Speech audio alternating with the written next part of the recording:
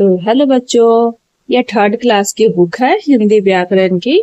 तो ये देखिए हम अभी स्टार्ट ही करेंगे इसमें। तो आप लोगों को मेरे साथ ही पढ़ना है कि व्याकरण की बुक में जो पहला लेसन है हमारा, उसमें क्या सिखाने की कोशिश करी जा रही है। तो ये पार्ट फर्स्ट है और क्लास थर्ड है। ठीक है, तो पहला क्या है हमारा, भाषा और व्याकरण। ठीक है, भाषा और व्याकरण में हम क्या सीखेंगे कि भाषा क्या होता है। ठीक है, इस इंग्लिश में लैंग्वेज एंड ग्रामर बोलते हैं।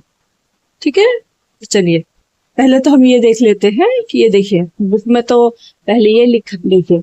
बुक में तो पहले एग्जाम्पल दे दिया है, बट मैं आपको एग्जाम्पल नहीं दूंगी, मैं पहले बताऊंगी कि भाषा होता क्या है। तो ये देखिए, भाषा वह साधन है जिसके द्वारा हम बोलकर अथवा लिखकर अपने भावों तथा विचारों को प्रकट करते हैं और दूसरों की बातों को सुनकर या पढ़कर जानते हैं।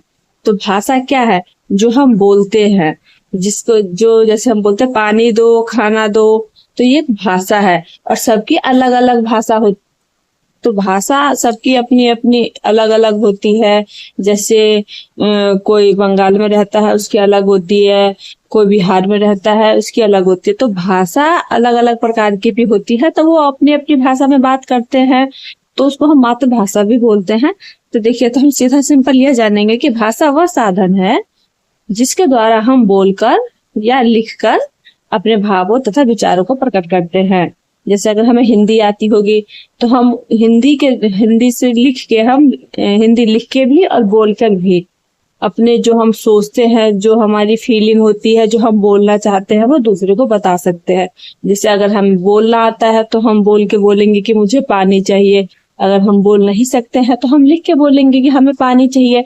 तो हम किसी को बता रहे हैं ना, कुछ बोल रहे हैं, अपने भावों को प्रकट कर रहे हैं, विचारों को प्रकट कर रहे हैं भाषा के द्वारा, तो उसे हम भाषा बोलते हैं। ठीक है, तो भाषा देखिए, जैसे कि मैं एग्जाम्पल बता रही हूँ। माँ बाजार में सब्जी खरीद रही है।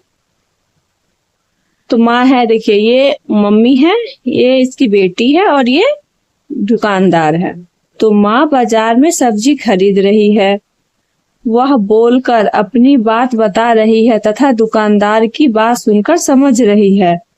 माँ बोलकर मतलब भाषा दो तरीके का होता है, एक लिखित होता है और एक मौखिक होता है।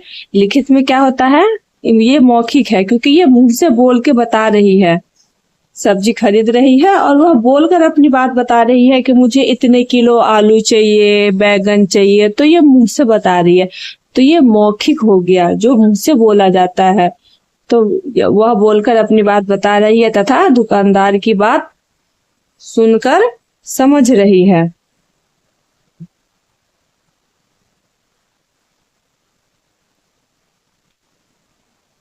तो ये हो, राम साथियों को पढ़कर समझा रहा है। राम साथियों को पढ़कर समझा रहा है और साथी सुनकर लिख रहे हैं और फिर पढ़ रहे हैं, ये भी मौखिक हुआ। ठीक है, ये देखिए क्लासरूम है, राम है जो कि बुक में से पढ़ रहा है और बुक में से पढ़ के साथियों को बता रहा है, समझा रहा है और साथी उसे सुन के लिख रहे हैं। ठीक है, तो ये देखिए, इस दृश्यों में अपने मन की बात कही जा रही है। मन की बातें को सुनकर और पढ़कर समझी जा रही है और बोलकर या लिखकर कही जा रही है। यह क्रियाएं हमारे समझने समझाने का साधन है, सीखने सिखाने का माध्यम है। यह माध्यम या साधन ही भाषा है, यह हम कह सकते हैं। ठीक है, तो ये तो हमने पढ़ लिया था कि भाषा क्या है और ज्ञान विस्तार। भाषा हमारे सामाजिक जीवन का आधार है, हिंदी हमारी राजभाषा है। ठीक है, उसके बाद हम सेकंड पेज पे देखेंगे। सेकंड पेज पे ये देखिए क्या है, हमने जाना कि हमारे भावों और विचारों को प्रकट करने व ग्रहण करने के दो तरीके होते हैं, मौखिक और लिखित। इसी के आधार पर भाषा के दो रूप होते हैं, मौखिक भाषा और लिखित भाषा। मौखिक भाषा क्या होती है, जब हम बोलकर अपने विचारों को प्रकट करते हैं, मतलब हम आपस में बात करके विचारों को प्रकट करते हैं और सुनकर ग्रहण करते हैं, तो वह भाषा मौखिक रूप कहलाता है।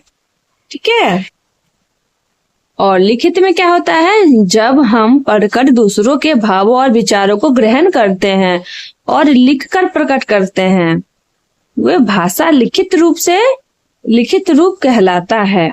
हमारे देश में हिंदी के अलावा अलग अलग राज्यों में अलग अलग भाषाएं बोली सुनी लिखी व पढ़ी जाती है। जैसे पंजाब में पंजाबी भाषा बोली जाती है, गुजरात में गुजराती बोली जाती है, पश्चिम बंगाल में बंगला बोली जाती है, और ये क्या है, कश्मीर में कश्मीरी बोली जाती है, ये ओडिशा में उड़िया बोली जाती है, महाराष्ट्र में मराठी बोली जाती है। हिंदी के अलावा भी अलग अलग राज्यों में अलग अलग भाषाएं बोली जाती है और पढ़ी भी जाती है। ठीक है, तो आप लोगों को पता चल गया कि भाषा किसे कहते हैं, भाषा कितने प्रकार के होते हैं। कितने प्रकार के होते हैं भाषा कितने? मैं बताती हूँ, बोल भी दे। लिखित, मौखिक, 2 प्रकार के भाषा होते हैं। मौखिक भाषा और लिखित भाषा 2 प्रकार के होते हैं। तो मौखिक भाषा में हम कैसे अपने विचारों को, भावों को प्रकट करते हैं, ये बताओ। मौखिक भाषा में हम मौखिक में बोल के बताते, मौखिक में हम बोल के बताते हैं, लिखित में हम लिख के बताते हैं। हाँ, चलो ठीक है। और मातृभाषा किसे कहते हैं? मातृभाषा हम उसे बोलते हैं जो हम अपनी मम्मी से सीखते हैं, दादा दादी से सीखते हैं, जो हमारे परिवार में बोली जाती है ना, वो हमारी मातृभाषा होती है, जो मम्मी से सीखते हैं। और जो हम स्कूल में सीखते हैं, बुक से सीखते हैं ना, वो नहीं होती है। जो हम अपने घर परिवार में मम्मी दादा दादी से सीखते हैं, वो हमारी मातृभाषा होती है। ठीक है, तो चलिए आज की क्लास में हमने ये तो आज की क्लास में हमने ये जाना है कि भाषा किसे कहते हैं और कितने प्रकार के होते हैं। ठीक है, तो नेक्स्ट क्लास हम लेंगे अगली क्लास में, तो हम सीखेंगे भाषा और लिपि सीखेंगे अगली क्लास में। तो आज के लिए बस इतना ही, मिलते हैं अगली क्लास में। Bye bye.